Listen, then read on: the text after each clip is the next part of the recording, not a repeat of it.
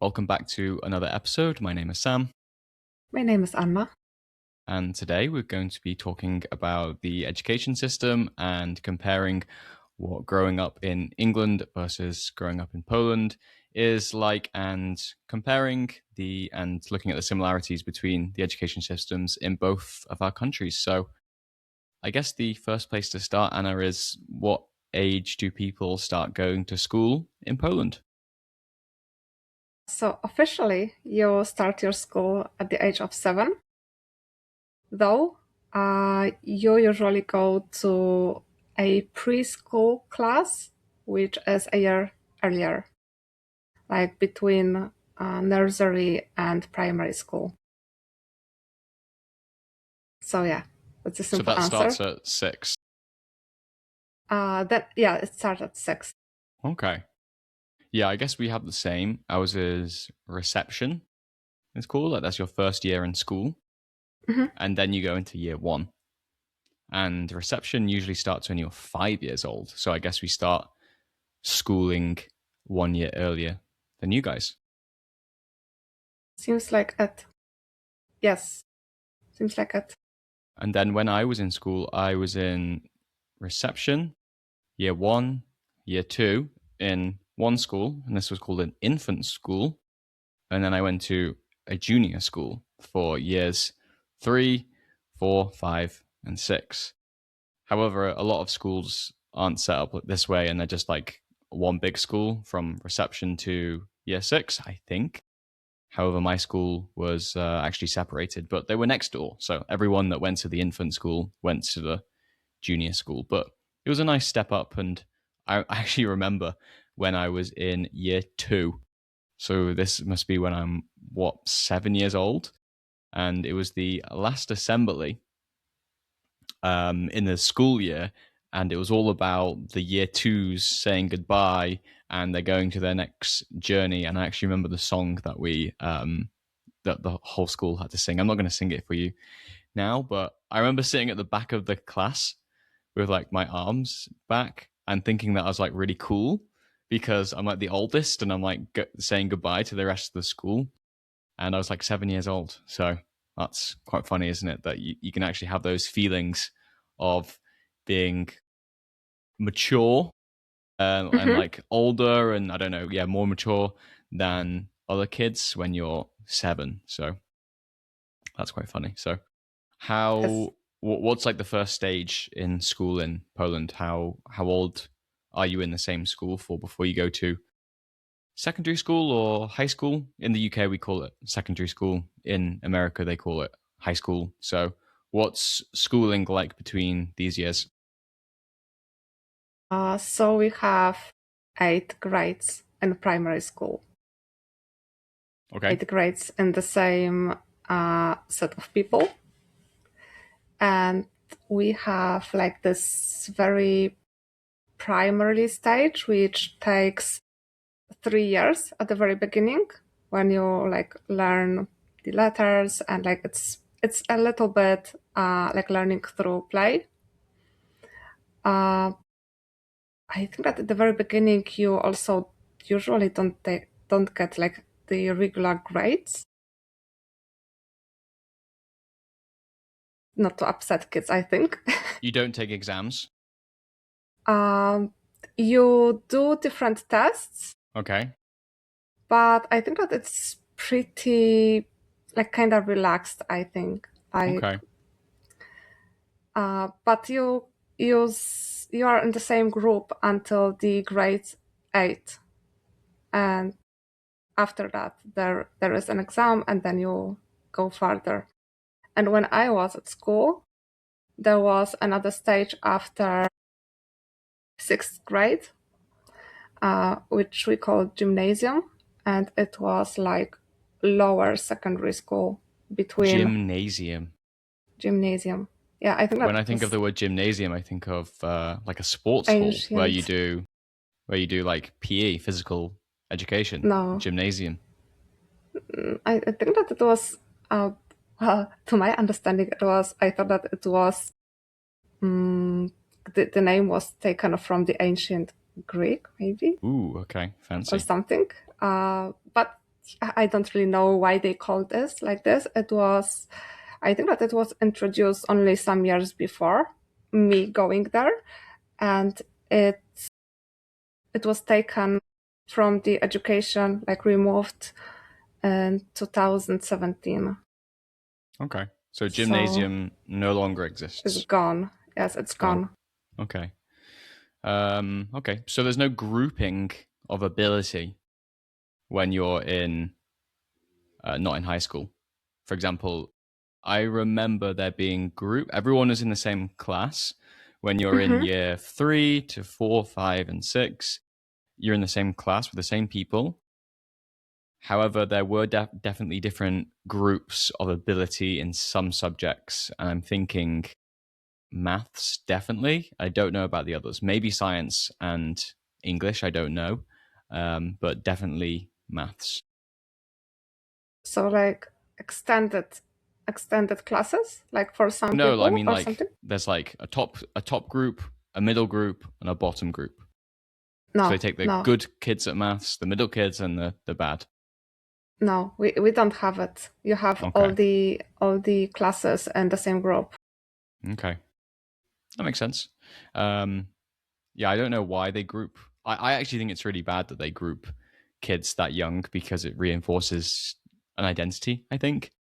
For example, Mm-hmm. if you tell a 7-year-old or 8-year-old they're bad at maths when they're They'll probably 8, stay that's bad. kind of just like, and say you're in bottom set or bottom group, they're kind of just going to identify with that label for the rest of their lives. And obviously, people can move up and you can go to middle set, middle group, and eventually maybe top. But yeah, I think those identities and labels kind of stick to people and are quite sticky. So I don't think it's really that good to uh, like put them in groups that explicit anyway, that everyone knows that there's a top group for the smartest kids and there's a bottom group for the people that aren't that good at maths. For example, I just don't think it's that good, but we do have exams called SATs when you reach 10 years old and before you go to secondary school, and you do a maths exam, science and English, and you have like a grade. So maybe that's why they group them, because they are preparing people for those exams and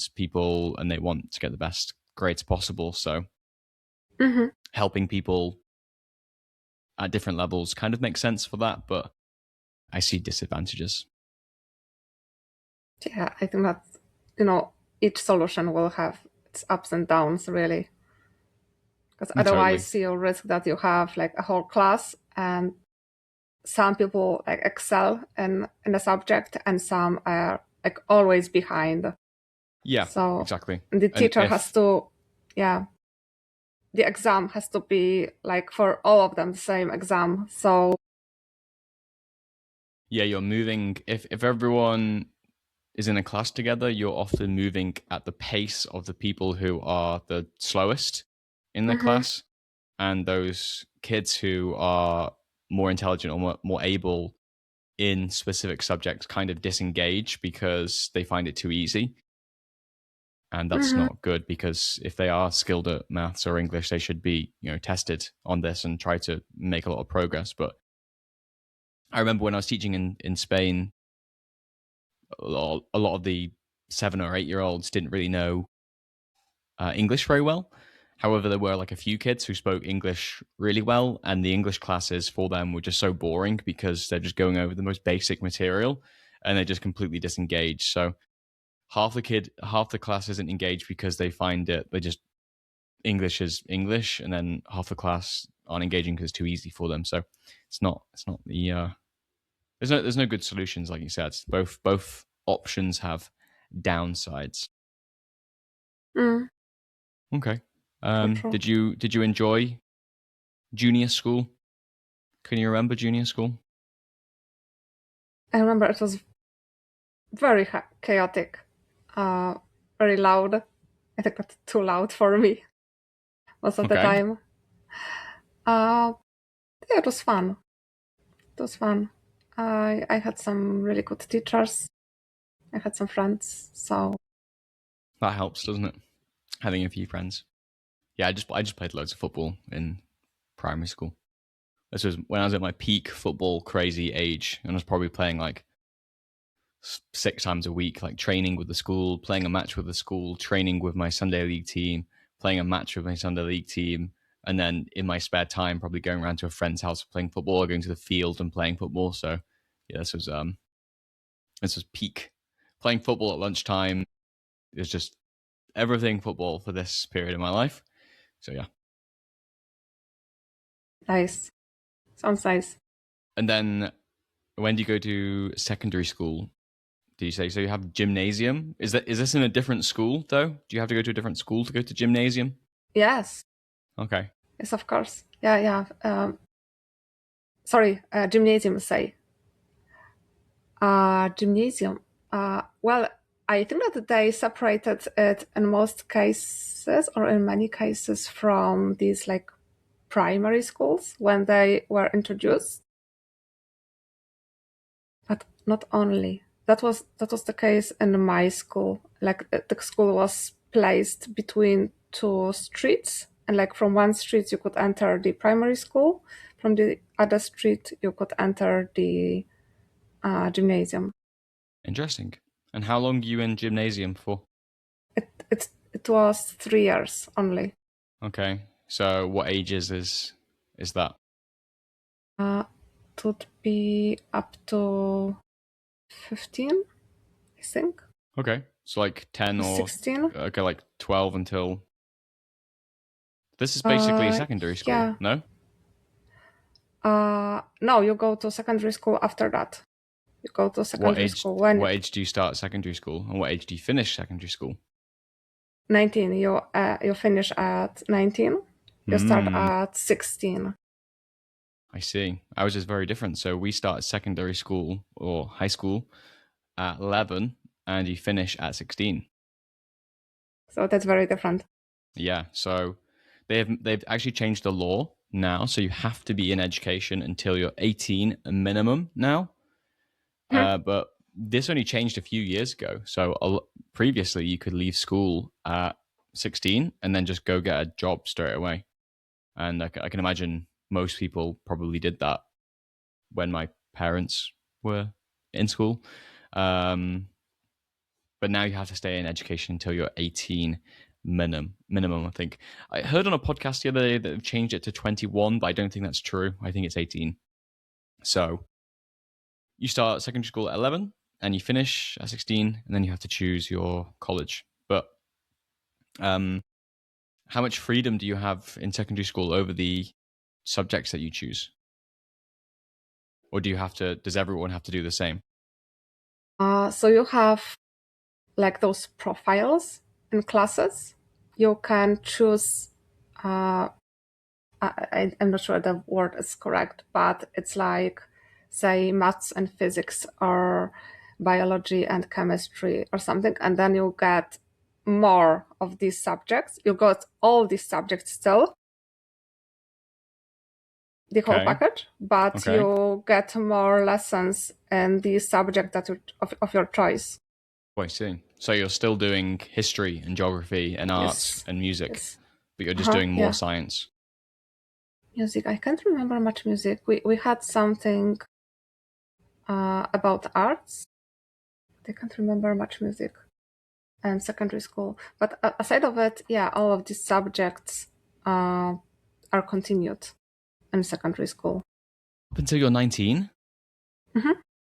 So you're doing geography or history, even though you hate geography or history? Yeah, you have to continue. Oh, wow. We can choose subjects in year 9 is when at the end of year 9, you choose, or do you do it in year 9? You either do it in year 9, so year 7, year 8, year 9, year 10, year 11. These are the years in secondary school, so 5 years. I think halfway through, in year 9, that's when you choose some subjects that you want to drop and some subjects that you want to study. So in year 7 and year 8, the first 2 years, you do all the subjects. So you're doing statistics, maths, science, history, geography, PE, music, drama, everything. Literally, you do everything. So you have a taste of everything. And then in year 9, I think that's when you choose your GCSEs. So there are some core subjects that everyone has to do and get tested on at the end of secondary school. As you can imagine, they are English literature, English language, core science, additional science, maths, and then you can do like half GCSEs in IT and religious philosophy, or you can do full ones. And then what else were there? I think that's kind of about it, but there's probably like 7 core subjects, and then you get to choose 4 subjects that you want to take, and you drop everything else. And the way that they did it when I was in school, there was like category A and category B.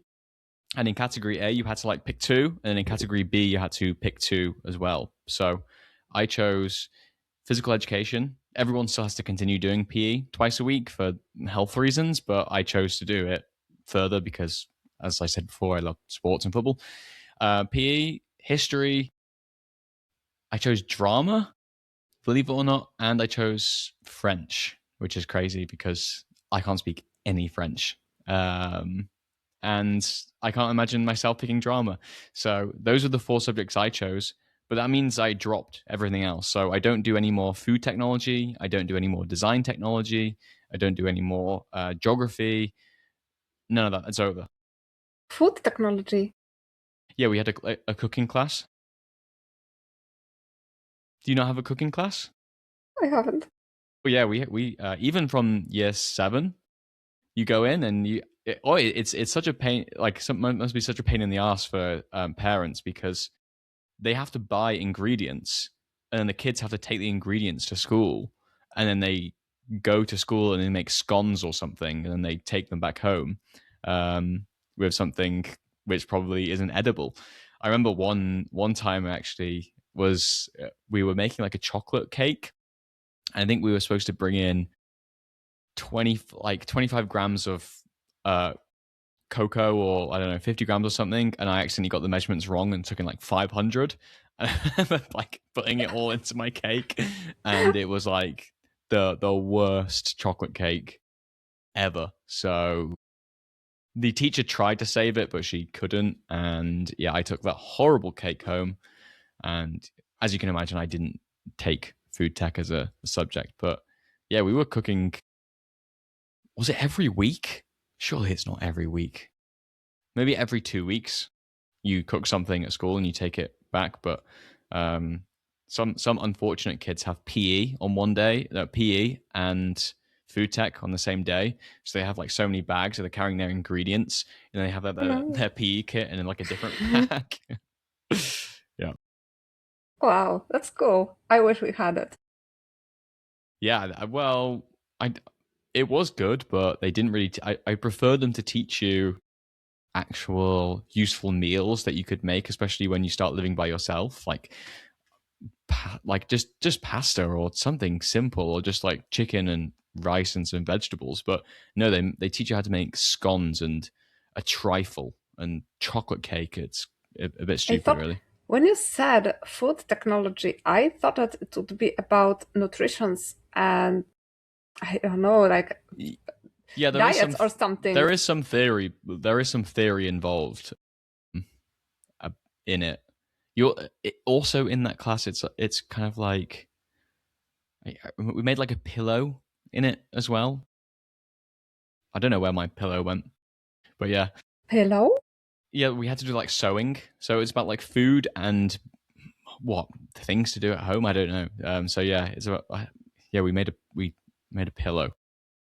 So yeah. Nice. Did you have design technology, No. GT, like Mm-mm. carpentry? No.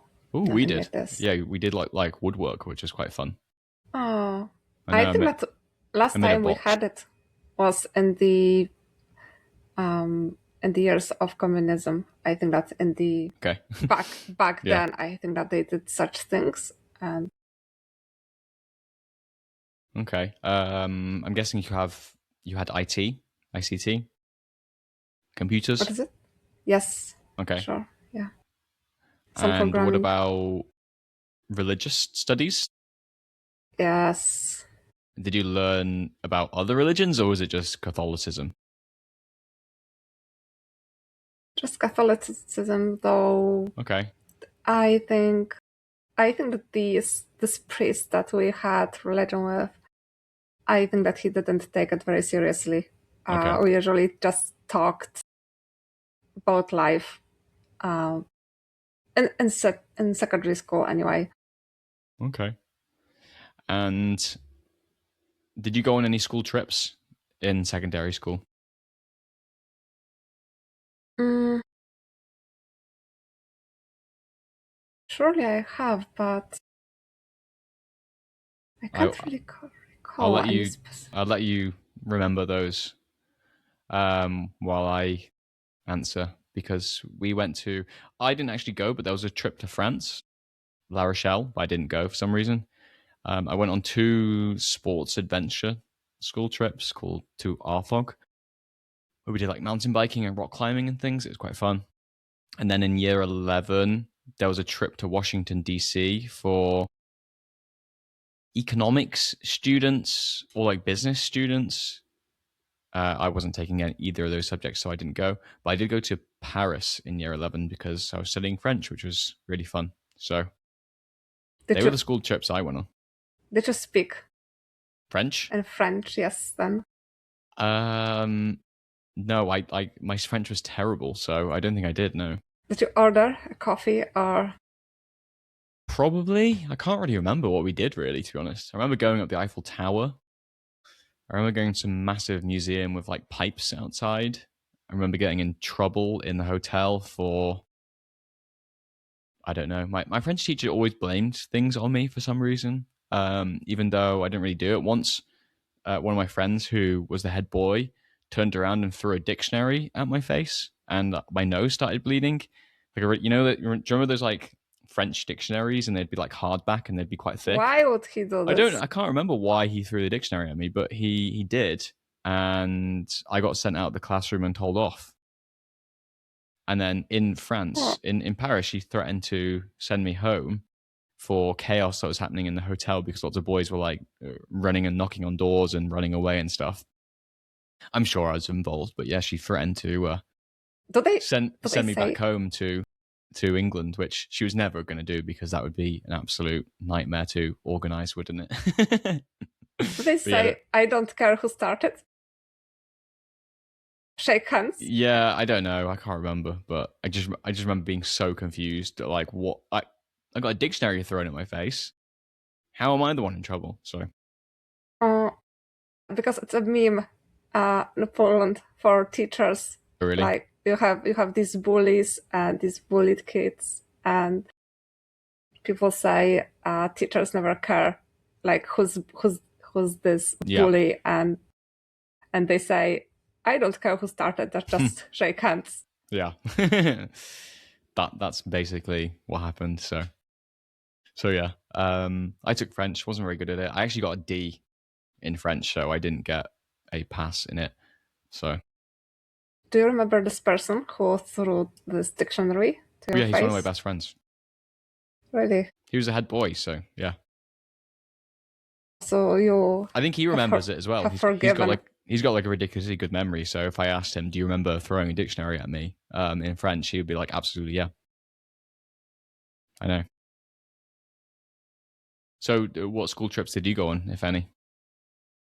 I can remember one. I can't remember where we were. I think that it was somewhere to the coastline. Can't be sure. Most what I remember was smuggling some alcohol for Nice, friends because girls' bags were less suspicious than boys' bags for some reason makes for the sense. teachers. So yeah, I don't remember anything really particular about this trip. I don't think it was like really outstanding in any way. Okay, Just socializing. I think that the food was quite poor. That's as far as much as I remember. yeah, it's always fun going away with school though, little day Mhm. trips and things. But you don't choose any. You do choose some subjects, but you don't drop any until you're 19. We have some subjects that are only temporarily in like for a year, for example, Okay. like something about like how the government works or Mm. voting system or society or the like military or defense mechanisms. I mean like defense in terms of the country Hmm. or what else? Mm, like some first aid things. Yeah, we had a lesson called Life, which was once a week, and we learned things like that, like what type of learner are you? Don't do drugs. These things. So, but I was called Life lesson. No, it was more like how to cope with severe bleeding or Oh, some okay. injuries Right. or yeah. Okay. It's like a citizen. Well, apart from the medical stuff, it was like a citizenship class, maybe. How to be a citizen. Does it say how to pay your taxes and things like this? Yeah, we had something like this. I don't think also that they took it very seriously back then. Okay. Okay. Nice. And then I'm guessing you do. Are there like exams during this period? When do you have like a big exams? Because In the very in end. in secondary school, yeah, it's right at the end. So you're 16 years old and you do about 12, 13 exams, and you come out with GCSEs. There used to be like A plus, or A star, A, B, C, D, E, F.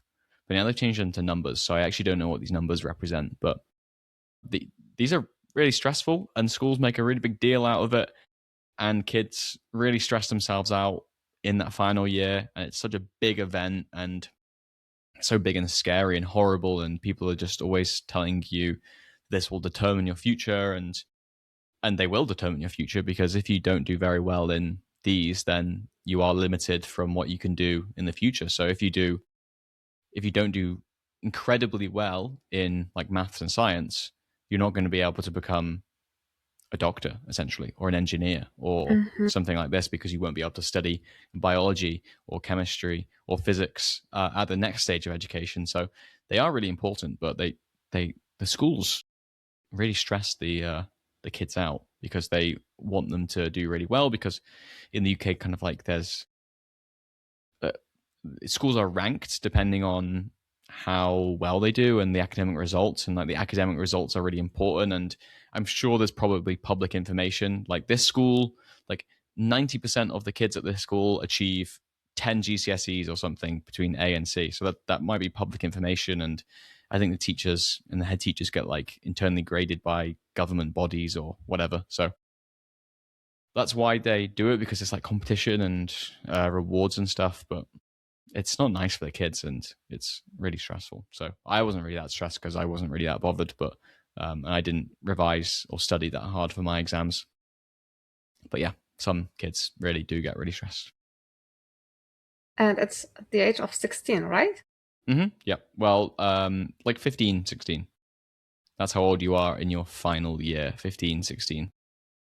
So there is quite a big mismatch between like your system and our system, because it's, I don't know, maybe you could compare it to this exam that is like in the end of primary school then, because the age is kind of similar. And then after secondary school, you have, we call it matura, which is like a maturity exam. The other name is maturity exam. And then you pick subjects. You have to pass, I think that you have to pass maths, a foreign language, and the Polish language, obviously. But you can choose some additional ones, and most people do, because it allows you then like go to university, and you can attend either like the basic level or advanced from each subject, and you get, as a result, you get percentage, the exact percentage of like all the questions you answered properly. Okay. Yeah, we have like grade boundaries. So, and they move depending on how well people do in different exams. Not really a percentage, if that makes sense. You just get like you just get a letter. Well, I used to get a letter, now it's a number, but it can be really annoying because you could be like 1 mark or 2 marks off an A star or an A. Like And imagine being like 2% from. yeah, that's actually kind of worse, isn't it? Because you imagine like an A is 70% or something and you get 69, you're going to be like, that's horrible. For many people, it's like more like having 90 something percent, like, or 80 something, and then it's too few when you want to get to some like prestigious university. You have to pass, especially like medical studies, I think, That's rough. like biology or chemistry, and people aim like very high with this percentage, and still it might be not enough. Okay. So when you finish the maturity exams, you can finish with education. You can either go to university or can you just finish with education then when you're 19, did you say? Yeah, you can finish with education if you want to. Okay. Like alternatively to the secondary school, we have these technical secondary school, let's say, which take 1 year longer, so 5 years, and then you will learn some like practical skills. Okay. So if you want to become a plumber, what do you do after your maturity exams? Is there like a education facility where you can learn how to do that type of thing? Or do you just start working and or maybe like apprenticeships? I think that you wouldn't even have to pass maturity exam to be a plumber. I think that it would be enough if you passed the like the professional exams Okay. like in the school. Okay. But where do you like where do you learn to be a plumber? So for example, in the UK, after you finish secondary school at 16, you have to be in education for another 2 years minimum. And there are two routes that you can go down. One is a sixth form, which is more academic, and these people that go to this type of college are people who uh, usually want to go to university. And then there is colleges, other kind of colleges where you can go and you can study just like one subject. So you could do like sports science or carpentry or plumbing or electrician or musical theater, like drama. And you just study like kind of like one thing, hoping to be employed in that subject. So there's kind of like two paths. And if you wanted to become a plumber, you would go and do like a plumbing course for 2 years, for example. So yeah, I think that it's included then in this technical secondary school. Mm. Right, so they would go to a secondary school after gymnasium, which is a technical Or secondary school. after primary school in general, then because we don't have gymnasium anymore. Yeah, okay. So we have 8 years of But how do you know that when you're that young? uh yeah, How do you well, know if you you're want to do like 15, technical stuff? 15 then. Okay.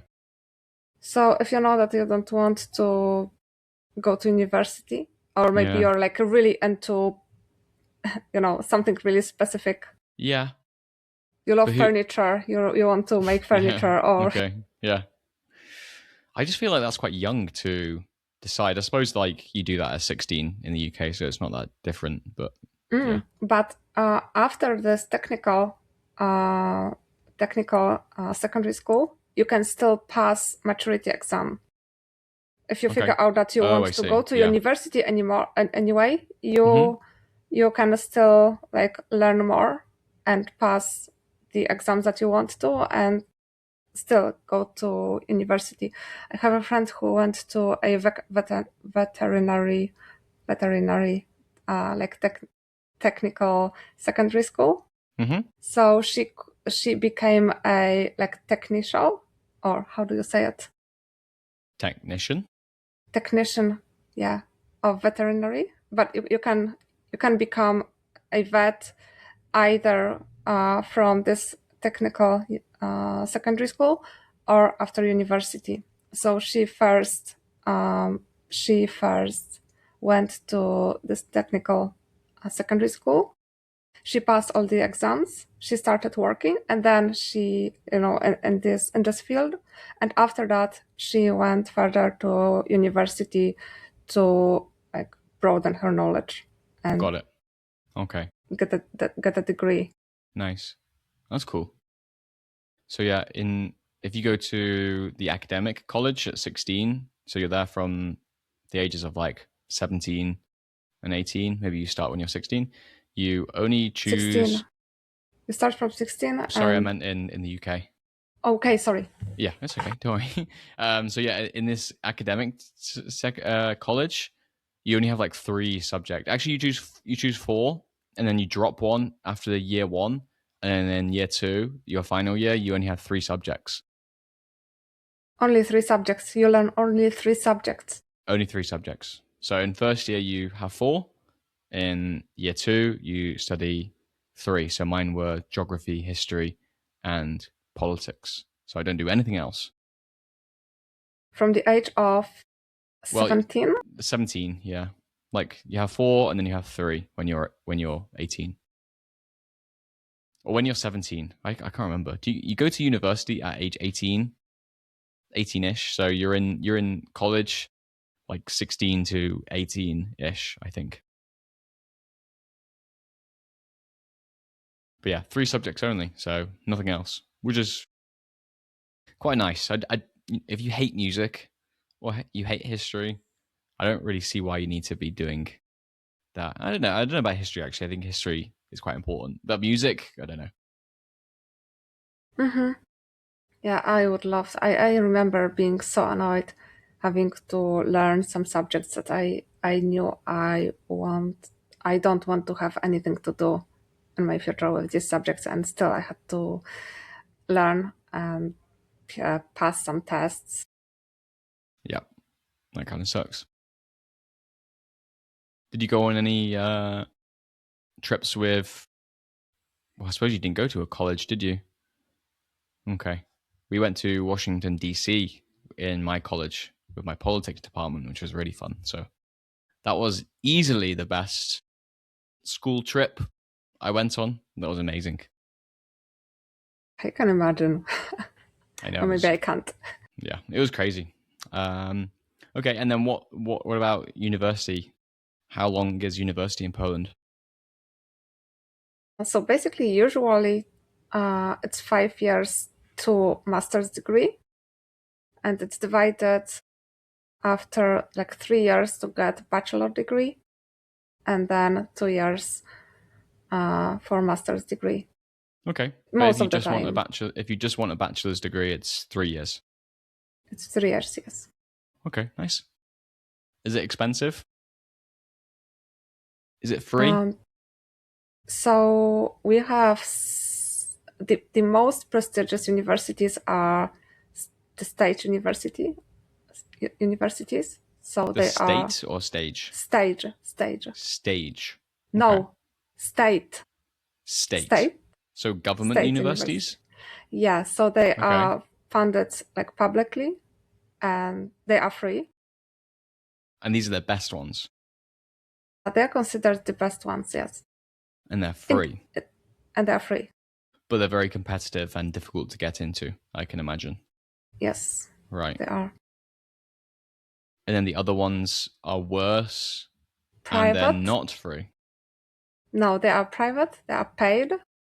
Wow. They don't have to be worse, but in like common knowledge, they are considered usually worse because they are paid, and since they are kind of commercialized, and they want their students to stay and to continue paying, so they are considered kind of easier to get through. Wow, I would have thought it'd be like the opposite. The private ones are the better ones and the public ones are the worst ones, because I think that the government would not want to spend money on the universities, because most people in society don't want their taxpayers going towards the education of other people, if that makes sense. Even though a highly educated society is better for everyone in general, I think.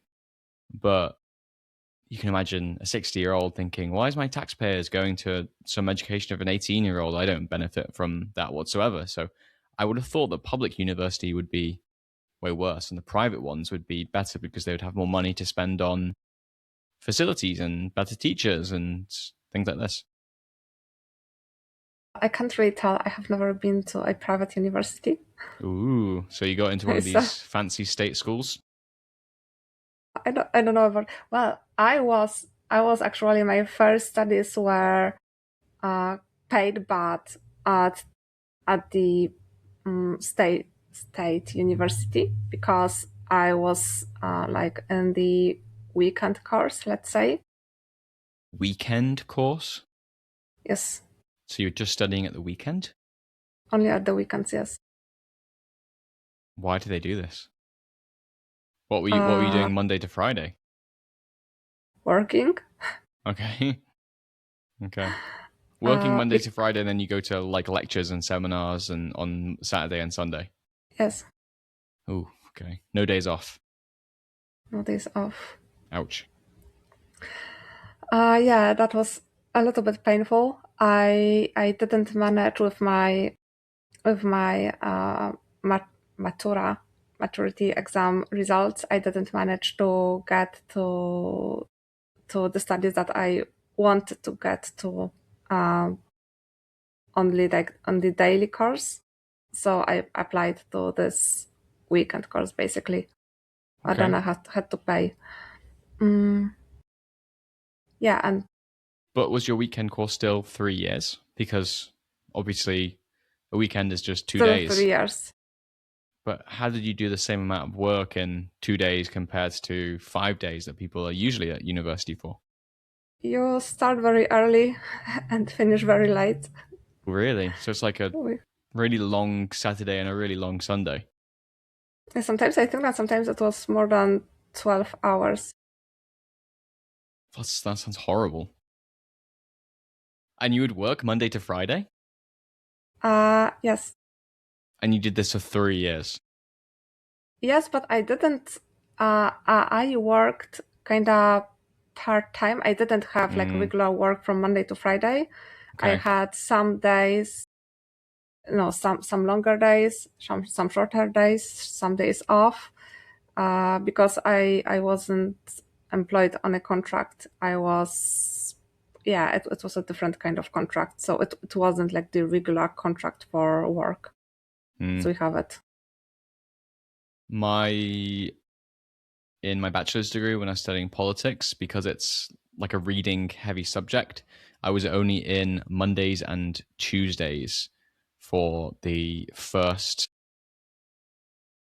semester of first year, I remember. And it was crazy to think that I was finished with university, inside university, on a Tuesday, and then Wednesday, Thursday, Friday, Saturday, Sunday, I just didn't have to be anywhere near the university. I was supposed to be doing loads of reading, but I probably didn't do as much as I was supposed to. Definitely didn't.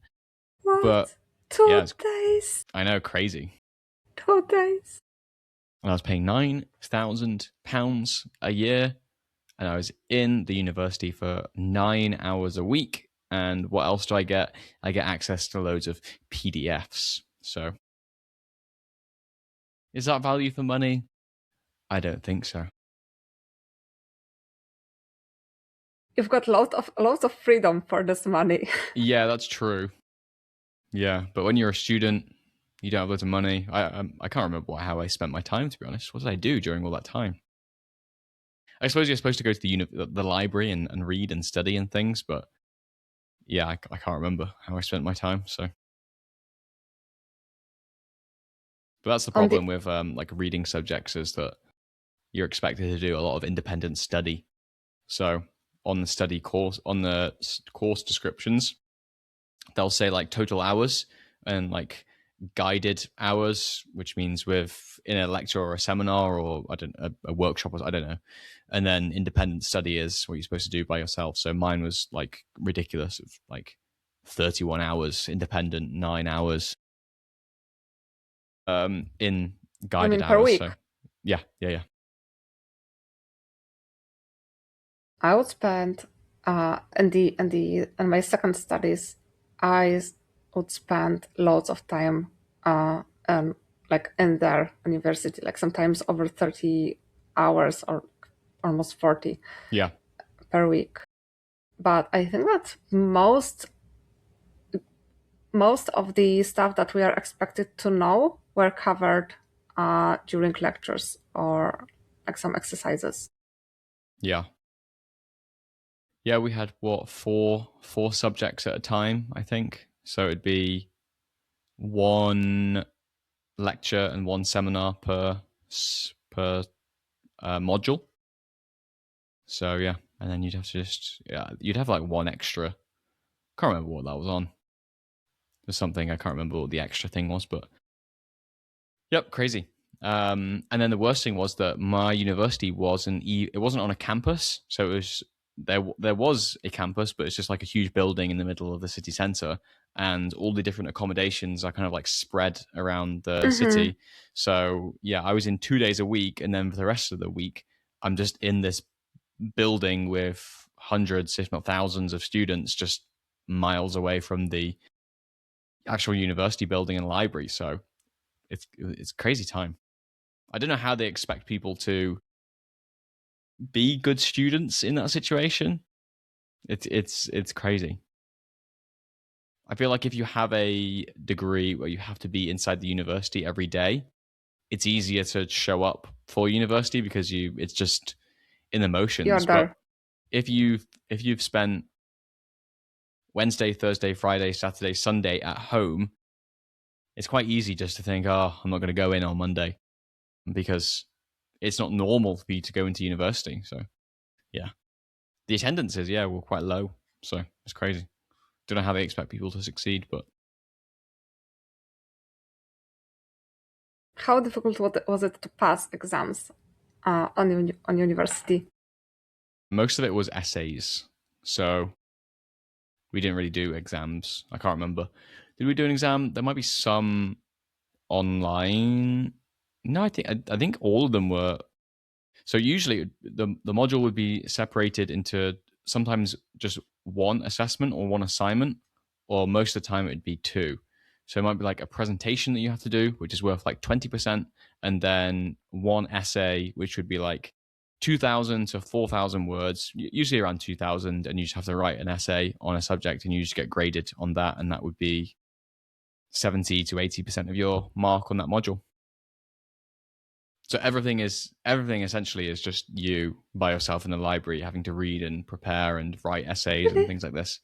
Yep. So that's the difference. Why? Okay, I think that's why free universities work in Poland. Because if you don't learn and you don't pass exams, and you are usually expected to know everything that was presented to you during lectures, you basically get kicked off. Yeah. So There might be some like exams, but that would never really be the big part. The essay would be the big part. So you could do badly on the exam, and then with the essay, you're just answering one essay question, which probably just relates to like 1 week in the module. So imagine you're studying a module on political philosophy, for example, and every week you're looking at a different political philosopher. You could do your essay question at the end of the module on one philosopher. So you can just ignore the rest of the course essentially and just focus on that 1 week's readings and learnings and presentation, and then write your essay, and you can just ignore everything else. But there might be an exam which is worth like 20% or 25% or 30% maximum, but most of it was essays. So attendance was ridiculously low in some of my modules.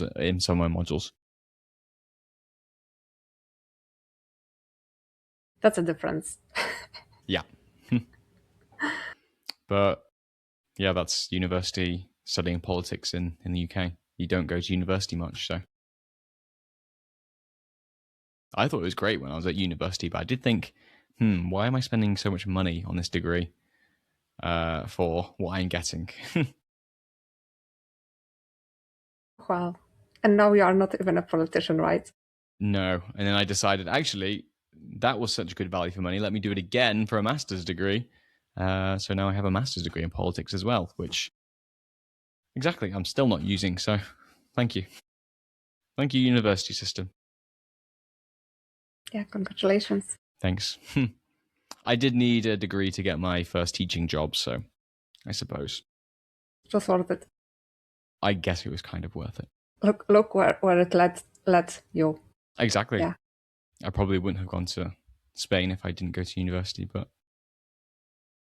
okay. Anything else from the education system that we need to cover, or do you think we've nailed it?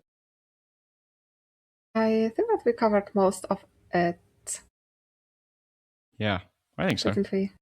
Yeah, maybe we could come back and do another episode on some questions related to the education system and like changing the education system. But I guess this is just comparing the two systems.